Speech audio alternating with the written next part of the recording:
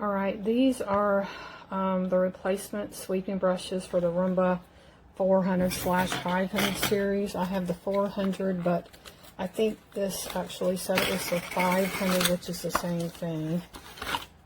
So, what we have here, and we will get the vacuum out and show you how they fit. Alright, first off, I don't know if you can see this. Some of these are misplaced, so that'll have to be trimmed. There's another one misplaced. That'll have to be trimmed. Okay, they're all here. 4, 5, 6, 7, 8 of them, so 2 of them are a little bit messed up.